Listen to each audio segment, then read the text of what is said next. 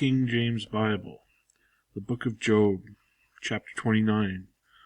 Moreover, Job continued his parable and said, O that I were in months past, as in the days when God preserved me, when his candle shined upon my head, and when by his light I walked through darkness, as I was in the days of my youth, when the secret of God was upon my tabernacle, when the Almighty was yet with me, when my children were about me, when I washed my steps with butter, and the rock poured me out rivers of oil, when I went out to the gate through the city, when I prepared my seat in the street.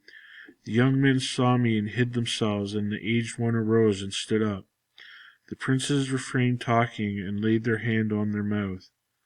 The nobles held their peace, and their tongue cleaved to the roof of their mouth.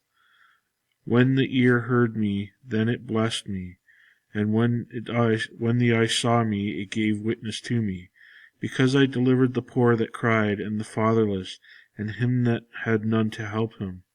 The blessing of him that was ready to perish came upon me, and I caused the widow's heart to sing for joy. I put on righteousness, and it clothed me. My judgment was as a robe and a diadem. I was eyes to the blind, and feet was I to the lame. I was the father of the poor, and the cause which I knew not I searched out. And I brake the jaws of the wicked, and plucked the spoil out of his teeth. When I said, I shall die in my nest, I shall multiply my days as the sand. My root was spread out by the waters, and the dew lay all night upon my branch. My glory was fresh in me, and my bow was renewed in my hand. Unto me men gave ear, and waited, and kept silence at my counsel. After my words they spake not again, and my speech dropped upon them. And they waited for me as for the rain, and they opened their mouth wide as for the latter rain.